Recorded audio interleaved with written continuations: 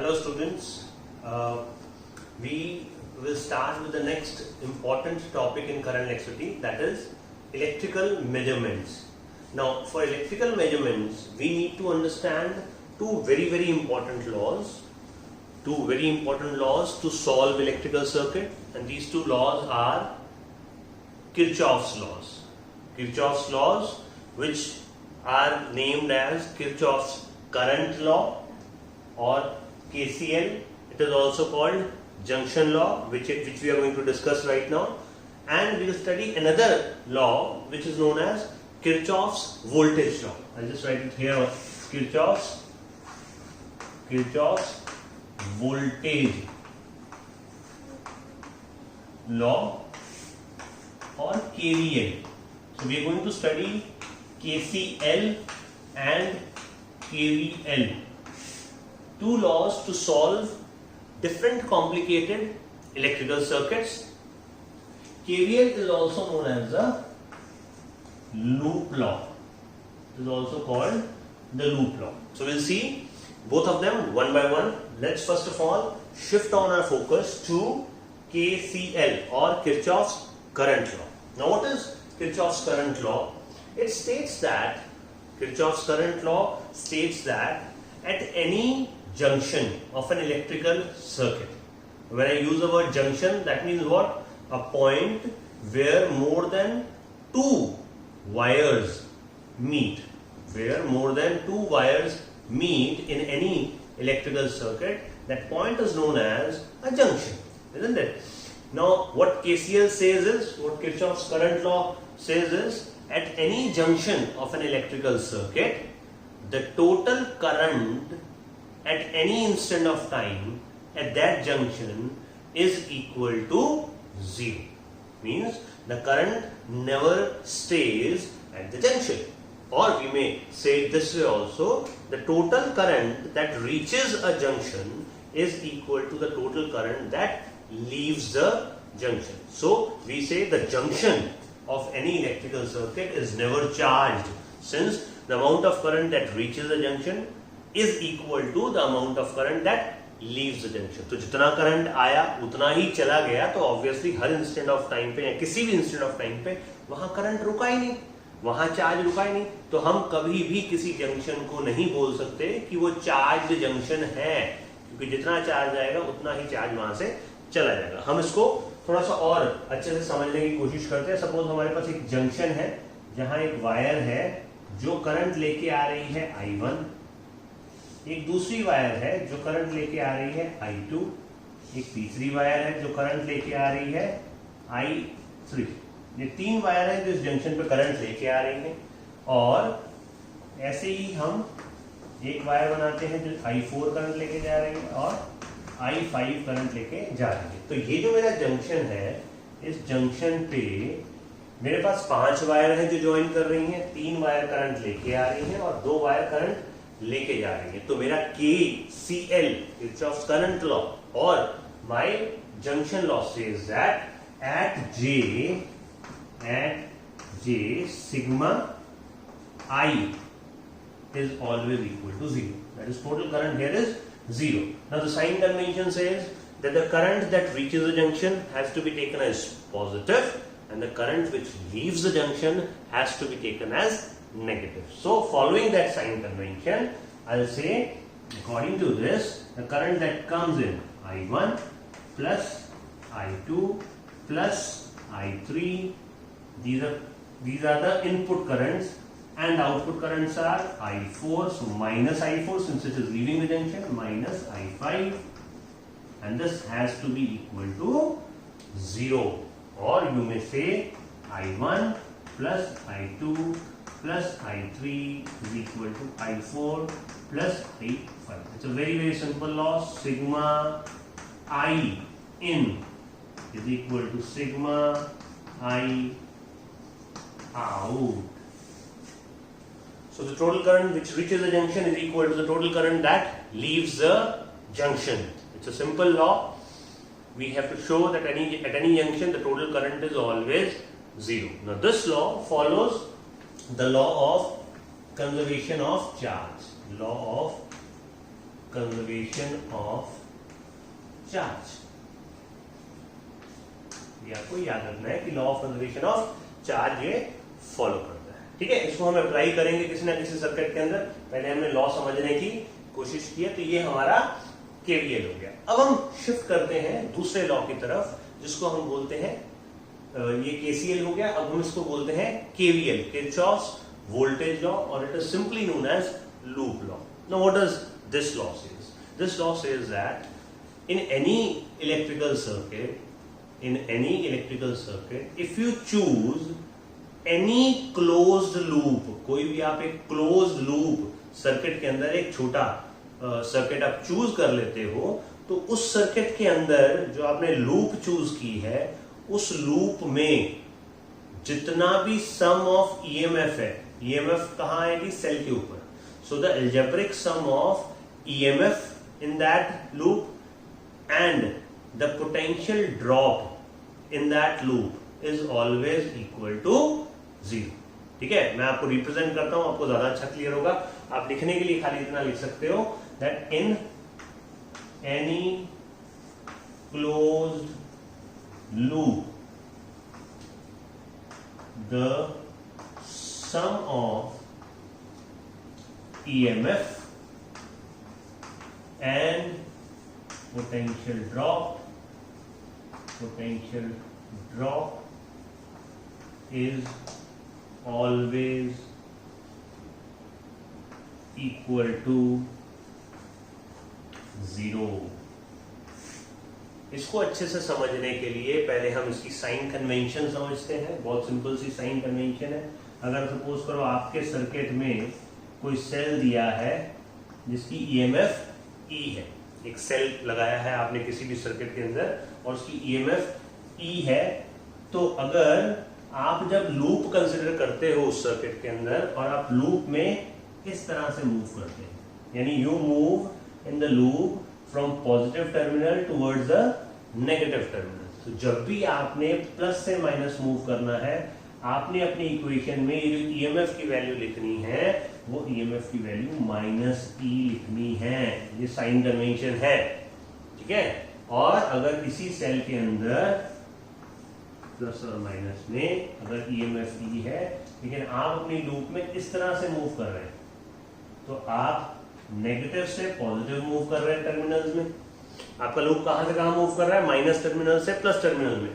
तो आपने जब ईएमएफ की वैल्यू कंसिडर करनी है तो आपने प्लस ई कंसिडर करनी है। तो ये एक साइन कन्वेंशन हो गया, ये दूसरा साइन कन्वेंशन हो गया।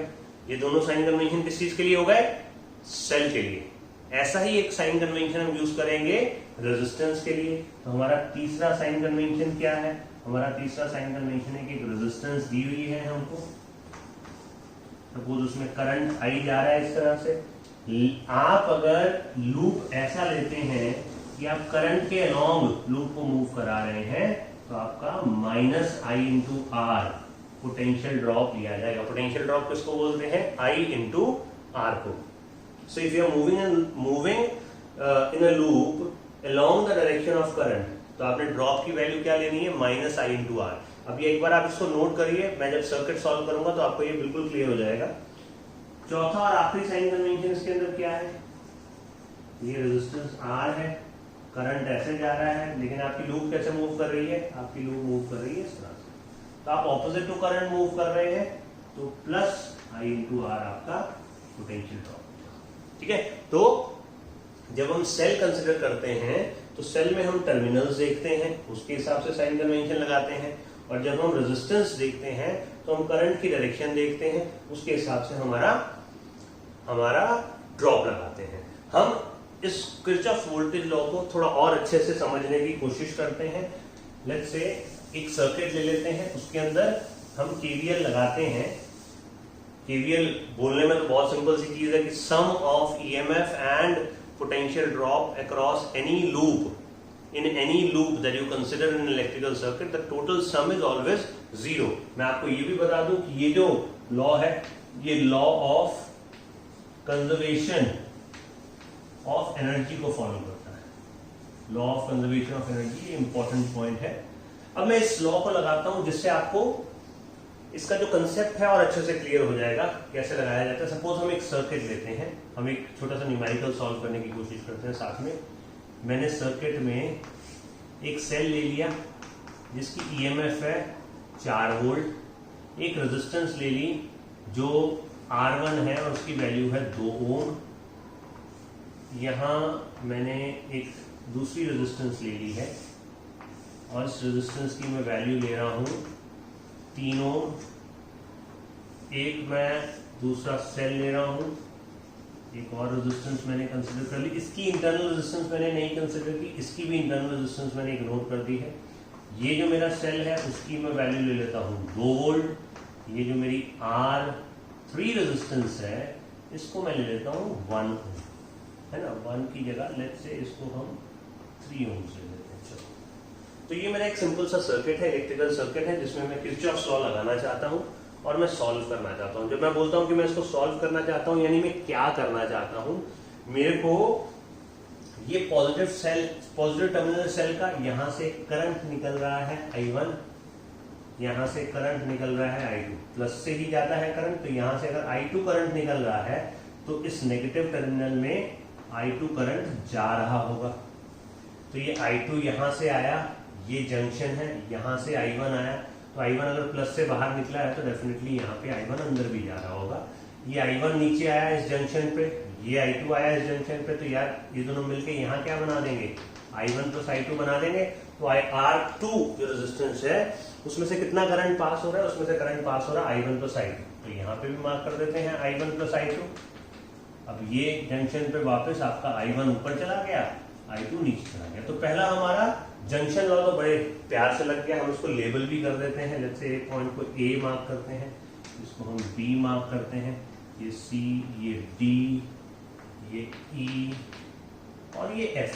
ये मेरा इलेक्ट्रिकल सर्किट है। मेरे को इसके अंदर ढूंढना क्या है, मेरे को इसके अंदर I1 और I2 की वैल्यू डिटरमाइन करनी है। I1 और I2 अननोन है, उसको डिटरमाइन करना है। इसको हम सिंपल ओम्स लॉ से या सीरीज पैरेलल कॉम्बिनेशन के रेजिस्टर से शायद सॉल्व करने जाए तो काफी कॉम्प्लिकेटेड सर्किट हो जाएगा। पर अगर मैं किरचॉफ लॉज लगाता हूँ, स्पेशली कौन सा ये वोल्टेज लॉ को प्रॉपरली लगाता हूँ, तो ये इलेक्ट्रिकल सर्किट बहुत ही बढ़िया तरीके से, आसान तरीके से सॉल्व हो जाता है। तो वो मैं लगाने जा रहा हूँ। ये मैंने आपको स्टेटमेंट दे दी है। अभी इसका एक्सप्लेनेशन भी इस न्यूमेरिकल के हिसाब से आपको मिल जाएगा, आप ध्यान दीजिए। अब ये मेरा जो इलेक्ट्रिकल सर्किट है, इसमें मेरे को कोई भी एक क्लोज्ड लूप सिलेक्ट करनी है। वो आर्बिट्ररी हो सकती है, आप अपने हिसाब से कर सकते हैं। जैसे कौन सी क्लोज लूप पॉसिबल है, A, B, C, F, A possible है। मैं यहाँ लिख देता हूँ A, B, C, F, A close loop. क्यों क्लोज लूप? A से मैंने स्टार्ट किया और मैं वापस A पे आया। या मैं चाहूं तो F, C, D, E, F, F, C, D, E, F ये भी सिलेक्ट कर सकता हूं। या मैं चाहूं तो नहीं, मेरे को तो सिलेक्ट करनी है पूरी लूप, तो E, D, C, B, A, F, E कोई भी मैं एक क्लोज लूप अपने मन के हिसाब से मैं सिलेक्ट कर सकता हूं। कोई भी लूप सिलेक्ट कीजिए, लेकिन ध्यान ये रखना है कि जब साइन कन्वेंशन लगानी है वो इन रूल्स को फॉलो करें। तो चलिए हम एक क्लोज लूप लेते हैं। Let's say in closed loop A, B, C, F, A. Let's say I choose this closed loop. Now, since this is a loop I have chosen, so I'll just draw a loop here. Let's say this is a loop I have chosen. So this is what I have chosen, the first loop. You can choose the other way around also. Totally up to you. But apply the sign conventions correctly. Now, when I move from A, let me see the things that I find in the loop. As I move from A, I find a cell here. एक cell मिला मेरे को, जिस cell में मैं कहां से कहां मूव कर रहा हूं, मैं सेल में प्लस से माइनस मूव कर रहा हूं, प्लस टू माइनस। तो मैंने आपको क्या बोला था, जब मैं प्लस से माइनस मूव करूंगा तो मेरे को जो ईएमएफ लेनी है वो नेगेटिव लेनी है। तो इस सेल की ईएमएफ कितनी है, 2 वोल्ट है। अगर 2 वोल्ट है तो मैं यहाँ क्या लिखूंगा, -2 वोल्ट। मेरी इस सेल की ईएमएफ है, उसको मैंने नेगेटिव ले लिया क्योंकि मैं प्लस से माइनस जा रहा हूँ। मैं आगे बढ़ता हूँ, मेरे को एक रेजिस्टेंस मिल गई।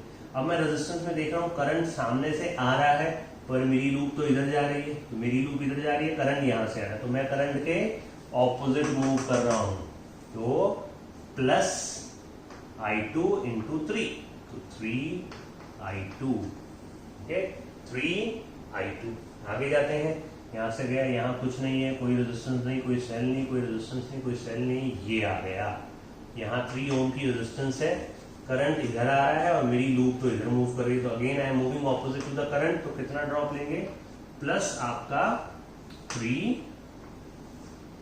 ठीक है, 3 इंटू I1 प्लस I2, फिर ये लूप कंप्लीट हो गई और कुछ बचा नहीं, will put this is equal to 0, ठीक है, इसको 0 कर दिया, इसको अगर सॉल्व करें 3I2 3I2 6I2 3I1, तो मेरी इक्वेशन बन रही है 3I1 plus 6I2 is equal to 2, तो ये मेरी पहली इक्वेशन बन गई। अगर आप ध्यान से देखें इस इक्वेशन में दो वेरिएबल्स हैं I1 और I2, तो दो वेरिएबल्स की इक्वेशन अगर हमको सॉल्व करनी है तो हमको क्या करना पड़ेगा, हमको एक और इक्वेशन बनानी पड़ेगी, तो कोई भी एक और लूप हम सिलेक्ट कर लेते हैं जो हमको अच्छा लगे।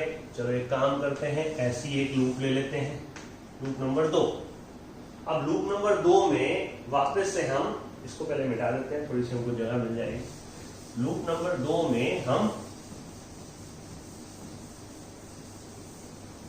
फिर से KVL लगाते हैं। लूप नंबर 2 कौन सी, F C D E F, so F C D E F in the closed loop F C D E F, as I move from F I find the resistance here, current इधर जा रहा है, मैं भी इधर ही जा रहा हूं, तो मैं क्या लूंगा, -3 into I1 plus I2, -3 into I1 plus I2, आगे गया आगे गया आगे गया, यहाँ कुछ नहीं यहाँ कुछ नहीं, यहाँ रेजिस्टेंस है और मेरी लूप ऐसे जा रही है, करंट भी ऐसे जा रहा है, वापस सेम डायरेक्शन में है, तो 2I1, ठीक है 2I1 माइनस आया क्योंकि करंट की डायरेक्शन में, फिर आगे गया, I move from negative to positive, negative to positive. अगर मैं नेगेटिव से पॉजिटिव जा रहा हूँ, नेगेटिव से पॉजिटिव जा रहा हूँ, तो मेरे को ईएमएफ को क्या लेना है, मेरे को ईएमएफ को लेना है प्लस, तो +4 और कुछ बचा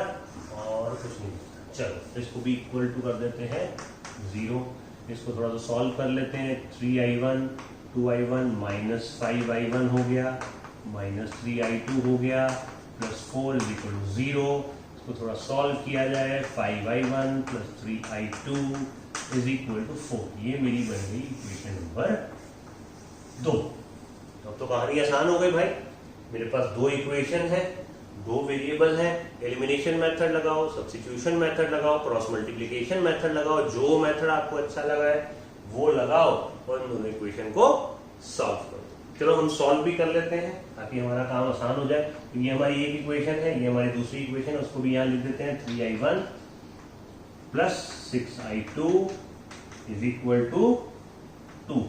तो क्या करेंगे, हम इस इक्वेशन को मल्टीप्लाई करते हैं 2 से, इसको मल्टीप्लाई करते हैं 1 से, तो हमारी इक्वेशन बन गई 10I1 plus 6I2 is equal to 8, और नीचे क्या बन गया, 3I1 plus 6I2 is equal to 2, minus minus minus solve किया, ये गया 7I1 is equal to 6, gives me I1 is equal to 6/7 amperes.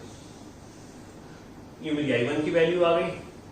अब I1 की वैल्यू मैं किसी भी एक इक्वेशन में सब्स्टिट्यूट कर देता हूँ, समझो ये वाली इक्वेशन में मैंने सब्स्टिट्यूट किया, 3I1 plus 6I2 is equal to 2, तो 3 into 6/7 plus 6I2 is equal to 2, इसको सॉल्व करेंगे, 18/7 6I2 is equal to 2 minus 18/7, तो ये निकल के आ रहा है 6I2 इज इक्वल टू -4/7, और ये 3 ये 2, I2 की वैल्यू आ रही है -2/21, यानी कि ये जो I2 आ रहा है वो नेगेटिव आ रहा है। इसका मतलब ये है, ये जो करंट हमने एज्यूम किया कि इस बैटरी से बाहर निकल रहा है, वो करंट वो शायद बाहर नहीं निकल रहा होगा, वो करंट अंदर जा रहा होगा, खैर हमको उसकी फिक्र करने की जरूरत नहीं है, हमको करंट की डायरेक्शन जी नहीं थी,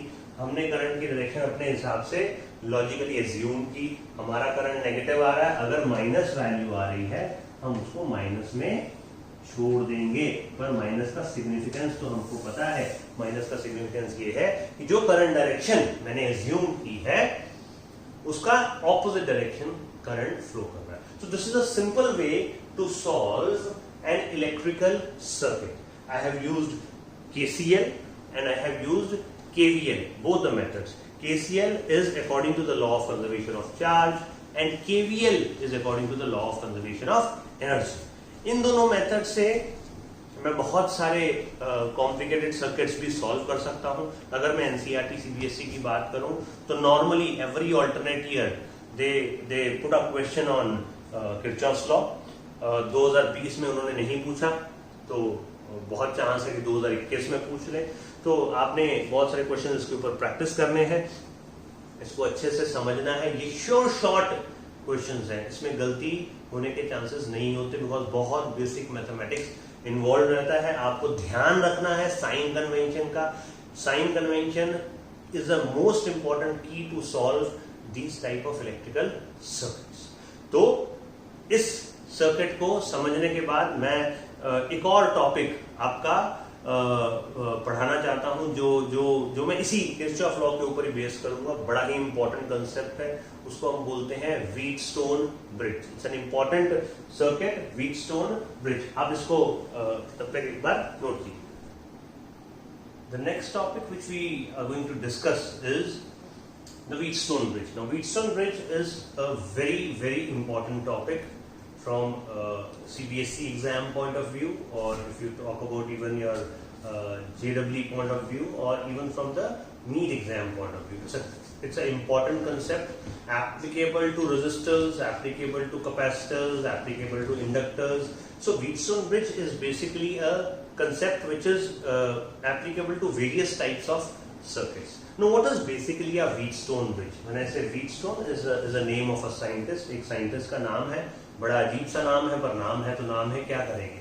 व्हीटस्टोन ब्रिज एक स्पेशल तरह का कॉन्फ़िगरेशन है, एक मैपिंग है, एक सर्किट है जिसमें हम 4 रेजिस्टर्स P, Q, R और S, P, Q, R, S को हम साइक्लिकल ऑर्डर में इस पर्टिकुलर फॉर्मेट में अरेंज करते हैं। इस सर्किट को ही व्हीटस्टोन ब्रिज बोला जाता है। इस सर्किट को हम इस तरह से अरेंज करते हैं कि हम 3 नोन रेजिस्टर्स की मदद से एक अननोन रेजिस्टेंस की वैल्यू निकाल सकते हैं। तो बेसिकली व्हीटस्टोन ब्रिज क्या है? 4 resistances arranged in a cyclical order. And what is the use of this circuit? The use of this circuit is कि अगर मेरे को 3 नोन रेजिस्टेंस हो तो मैं चौथी रेजिस्टेंस जो कि अननोन है, जिसकी वैल्यू मैं निकालना चाहता हूं, वो मैं निकाल सकता हूं। पहले हम व्हीटस्टोन ब्रिज देखते हैं, इसके ऊपर क्या क्या क्वेश्चन पूछे जाते हैं उसको देखते हैं। व्हीटस्टोन ब्रिज के अलग अलग सर्किट्स का शेप देखने की कोशिश करते हैं, उसको सॉल्व करते हैं, फिर हम इसको अप्लाई करेंगे। ठीक है, तो ये हमने एक व्हीटस्टोन ब्रिज बना दिया। P resistance, Q resistance, R resistance और S रेजिस्टेंस। इसमें ये स्विच है हमारा, ये इस स्विच के अंदर ये की बोल देते हैं, ये हमारी की है। यहाँ हमने सेल लगाया है जिसकी EMF E है। नाउ ये सर्किट स्टार्ट कैसे होता है? जैसे ही आप इस स्विच को पुश करेंगे तो इस पूरे सर्किट में करंट फ्लो होना स्टार्ट हो जाएगा। ये गैल्वेनोमीटर है जिसकी रेजिस्टेंस हम G ले रहे हैं। So as soon as you put the key on, the circuit starts operating. So as soon as the circuit starts operating, the current starts flowing in the circuit. Let's say the current that this battery gives is I. ये current I जा रहा है, यहाँ I current है। यहाँ जाके हम junction law लगाते हैं और ऐसा बोलते हैं कि यहाँ करंट I1 चला गया। तो अगर I1 करंट यहाँ चला गया तो यहाँ कितना करंट जाएगा? I think I minus I1 जाएगा, है ना। I माइनस I1 करंट नीचे ट्रेवल कर रहा है, I करंट ऊपर जा रहा है। यहाँ पहुंचा I करंट, तो I करंट पहुंचा, लेट्स से इस लूप के अंदर करंट गया IG, तो यहाँ कितना बचेगा? I में से IG यहाँ चला गया, this will have I minus IG current. अब I माइनस IG करंट नीचे फ्लो कर रहा है, I माइनस IG करंट नीचे फ्लो कर रहा है, इस जंक्शन पे पहुंच रहा है। ये तो आपको बंद हो चुका है, ये IG यहाँ फ्लो कर रहा है, यहाँ IG पहुंच रहा है, यहाँ I माइनस I1 आ रहा है। आई जी यहां से मिला, आई माइनस आई वन यहां से मिला, इसमें कितना चला गया, I minus I g plus I minus I one plus I g. ये करंट हमारा एस में से पास होगा। तो यहां जो आपका करंट फ्लो कर रहा है वो कितना है, यहां हो गया I minus I one plus I जी। इसमें जब आप आई माइनस आई जी ऐड करेंगे तो आपका आई और आई आपका ये आई वन था, यहाँ हमने थोड़ी सी मिस्टेक कर दी, आई वन था, ये आई वन था। तो आई minus I one plus I जी में आई वन माइनस आई जी जब ऐड करेंगे तो ये दोनों टर्म्स कैंसिल हो जाएंगे। तो कितना करंट बाहर निकलेगा, आई करंट आपका बाहर आ जाएगा। तो बेसिकली इस बैटरी में से आई करंट बाहर निकला था और आई करंट इसके अंदर जा रहा है। एक बार हमने करंट डिस्ट्रीब्यूशन बना दिया तो इसका मतलब है कि हमारा ये सर्किट प्रॉपर्ली अरेंज्ड है। इसमें करंट जितना करंट सर्किट के अंदर जा रहा था उतना ही सर्किट के अंदर से करंट निकल रहा है। ठीक, अब इसको सॉल्व करेंगे। तो हमने जो केसीएल है वो तो परफेक्टली लगा दिया। अब हम केवीएल लगाते हैं। केवीएल लगाने के लिए हमको क्या करना है, हमको लूप लेनी है। तो पहली लूप हम लेते हैं ए बी सी ए। तो ये लूप हमने कंसिडर की। तो अगर हम if I consider the loop KVL के लिए, loop A B C A, close mesh A B C A. तो मैं यहां से मूव करता हूं ऊपर, तो करंट ऊपर जा रहा है, मेरी लूप भी ऊपर जा रही है, तो सेम डायरेक्शन में है। तो क्या लेंगे, minus I one into P, minus I one into P. ऊपर गया, यहां पहुंचे, यहां से करंट नीचे जा रहा है, इसकी रेजिस्टेंस जी है, आई जी करंट है, मैं करंट की डायरेक्शन में ही जा रहा हूं, तो माइनस आई जी इंटू जी, यही ड्रॉप होगा, है ना। आई जी नीचे जा रहा है और रेजिस्टेंस जी है, and my loop is moving along the direction of current, so I have to take minus I G into G. I move down, there is no resistance, there is no cell, now I move up. So my loop is moving in this direction, opposite to the direction of current, right? So when I move opposite to the direction of current, I write plus I minus I1 into R is equal to 0. That's my first equation. So that is my first equation. The net drop plus the EMF is equal to 0. But since there is no cell here, so the net drop is equal to 0. Similarly, I take a loop here. I'll take a loop C, B, okay, this is C, let me take this as, okay, C, let me take this as B. So it is C, B, DC, C, B, DC, ये मैंने ले लिया। अब C, B, DC में मैं ऊपर जा रहा हूँ, अगर मैं ऊपर जा रहा हूँ, करंट नीचे आ रहा है, तो मेरा क्या आएगा, माई प्लस आई जी इंटू जी आएगा। ये मैं ऊपर गया, अब मैं इधर मूव कर रहा हूँ, तो करंट भी इधर मूव कर रहा है, मेरा लूप भी इधर मूव कर रहा है, तो minus I one minus I G into Q. ठीक है, क्यू पे आई माइनस आई जी करंट है in the direction I am showing, and my loop is also moving in the same direction. अब मैं नीचे आया, अब मैं इधर मूव किया, करंट ऐसे जा रहा है, मेरा loop opposite to the direction of current, तो क्या करूंगा, plus S into I minus I one plus I G into S and put this equal to 0। ये मेरी बन गई इक्वेशन नंबर 2। ठीक है, तो मेरी दोनों इक्वेशन मेरी बन गई। अब दोनों इक्वेशन को मेरे को सॉल्व करना है, पर वेरिएबल्स बहुत सारे वेरिएबल्स। तो मैं क्या करता हूं, एक छोटा सा लॉजिक लगाता हूं, मैं इसको वेरिएबल रख देता हूं। So I make my P variable. If I make my p variable and I start varying the value of p, if I start varying the value of p, the current in the whole circuit will start varying. The current in the whole circuit will start varying. p को very करूंगा, i1 very करेगा, i1 very करेगा, ये सारे current very करेंगे। मैं सारे currents को वेरी करता हूं, p को वेरी करता हूं, सारे करंट्स को वेरी करता हूं। तो I vary p till what? Till my IG becomes 0. Very interesting. IG becomes 0. यानी current flowing through the galvanometer becomes 0. Now when can the current flowing through the galvanometer become 0? ये current तो तभी 0 हो सकता है, ये करंट तभी 0 हो सकता है अगर इस वायर के क्रॉस जो पोटेंशियल डिफरेंस है वो जीरो हो जाए, इस वायर के अक्रॉस जो पोटेंशियल डिफरेंस है वो जीरो हो जाए। अब पोटेंशियल डिफरेंस जीरो कब होगा? जब मेरा जब मेरा potential at B becomes equal to potential at C. कितनी मजेदार चीज है, यहां का पोटेंशियल इसके बराबर हो गया, इस पॉइंट का पोटेंशियल इस पॉइंट के पोटेंशियल के बराबर हो गया, तो ऊपर और नीचे पोटेंशियल सेम हो गया। हम बोलते हैं कि हमारा ये जो ब्रिज है वो बैलेंस हो गया। तो किस लॉजिक से बैलेंस ब्रिज बोलते हैं? हम बोलते हैं ऊपर और नीचे potential same, potential difference zero हो गया, आई की वैल्यू जीरो हो गई, गैल्वेनोमीटर हमारा क्या दिखा रहा है? जीरो।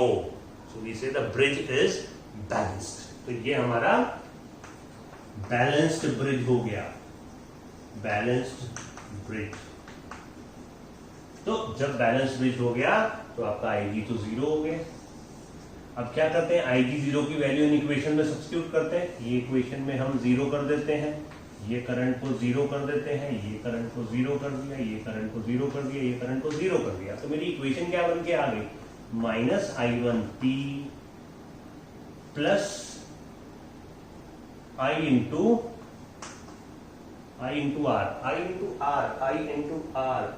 आर में यहां गलती हो गई ना हमारे से, ये I इंटू आर आपका R into I minus I1 था। अगर आप इसको ध्यान से देखेंगे दोबारा तो ये आपका I इंटू आई माइनस, तो I minus I1 into R is equal to zero, है ना। यहाँ पे हमने लूप लगाई थी, तो I1 into P minus I G into जी, ऊपर गए थे तो I माइनस I1 था, तो I minus I1 into are आना चाहिए था। खैर ये मेरी इक्वेशन नंबर 3 बन गई। इस इक्वेशन को मैं इस तरीके से भी लिख सकता हूँ, minus I1P is equal to minus I minus I1 into R. Okay, अब ये एक इक्वेशन बन गई मेरी। दूसरी इक्वेशन जो इक्वेशन नंबर 2 था, उसमें भी हम अपने आई को जीरो कर रहे हैं, तो हमारे पास क्या बच रहा है? हमारे पास बच रहा है minus I1 into Q, minus I1 into Q plus I minus I1 into S. इसको भी राइट में ले जाते हैं, तो हमारे पास बचेगा minus I minus I1 into S. तो ये हमारी दूसरी इक्वेशन बन गई। एक काम करते हैं, इसको 3 देते हैं और इसको 4 नाम देते हैं, है ना। अगर अभी आप थर्ड इक्वेशन को फोर्थ इक्वेशन से डिवाइड करते हैं, अगर हम इस इक्वेशन को इस इक्वेशन से डिवाइड करें तो minus I1P upon minus I1Q is minus I minus I1 into R upon minus I minus I1 into S, ठीक है, इंटू एस। तो ये तो कैंसिल हो गया सारा कुछ। तो क्या बचा मेरे पास? मेरे पास बचा P by Q is equal to R by S। 4 resistance का ratio P by Q is equal to R by S। जब मेरा ब्रिज बैलेंस होगा तो the ratio of P by Q will always be equal to R by S। This is known as the condition of balanced Wheatstone bridge. Condition of balance of a Wheatstone bridge. Important derivation है, board exams में पूछा जाता है, उसके ऊपर application भी बहुत आती है। तो हम जब बोलते हैं कि हम इसकी मदद से एक अननोन रेजिस्टेंस निकाल सकते हैं, तो हम करते क्या है?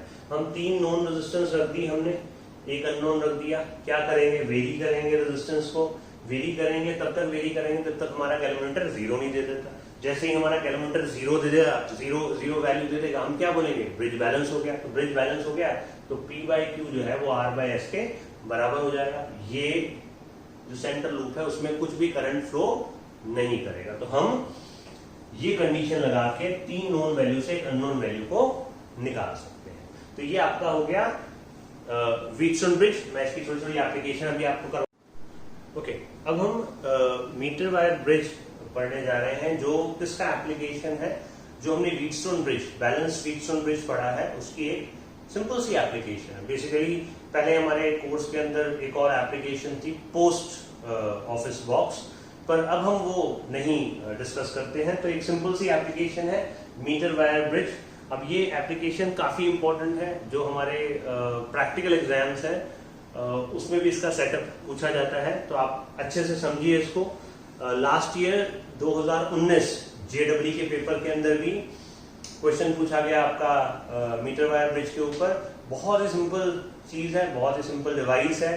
क्या काम में आता है? तो ये डिवाइस काम में आता है अननोन रेजिस्टेंस को मेजर करने के लिए, अननोन रेजिस्टेंस की वैल्यू निकालने के लिए। तो यहाँ पर मैंने बेसिकली एक वुडन फ्रेम लिया है। ये वुडन फ्रेम है, ये वुडन आपका फ्रेम है, ये वुडन फ्रेम है, और यहाँ पे दो गैप है, गैप 1 एंड गैप 2। गैप 1 में मैंने एक नोन रेजिस्टेंस कनेक्ट कर दी है, और गैप 2 में मैंने एक अननोन रेजिस्टेंस X कनेक्ट की है, जिसकी वैल्यू मैं निकालना चाहता हूं with the help of this device which is metre wire bridge.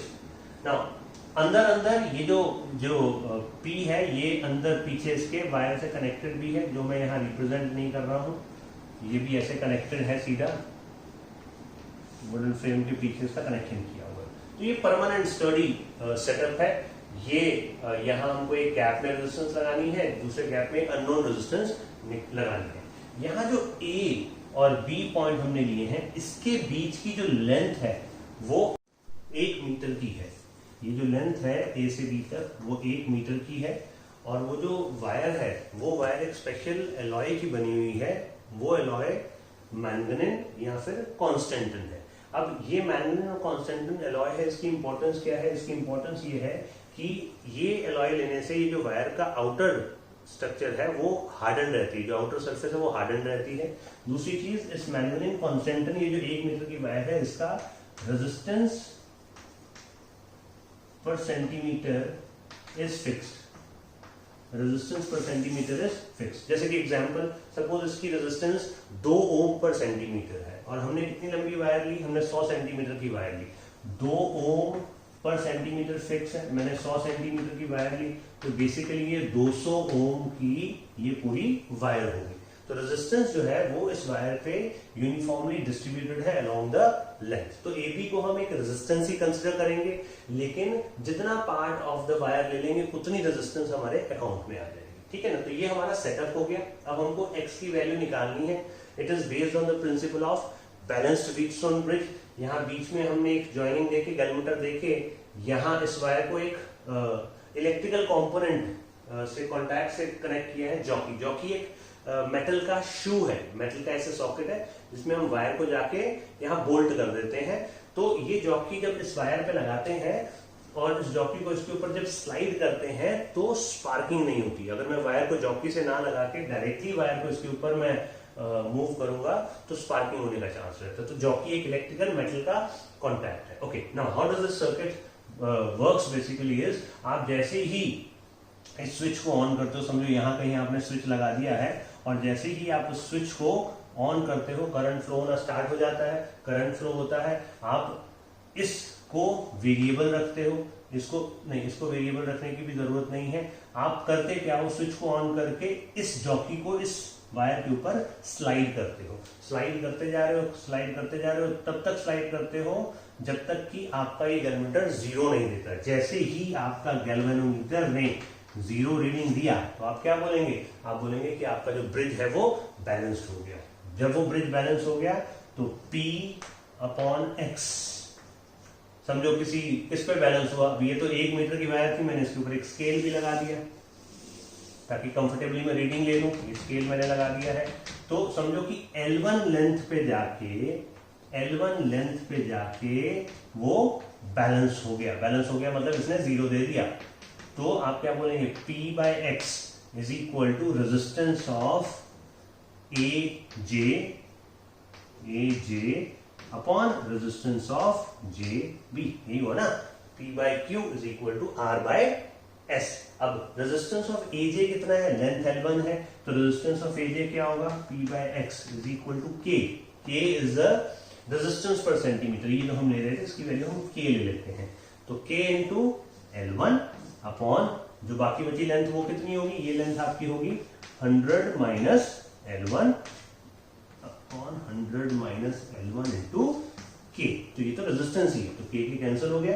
तो बेसिकली आपका X का वैल्यू कितना आ गया? P 100 minus L1 upon L1। तो बहुत सिंपल सा एक्सपेरिमेंट बन गया।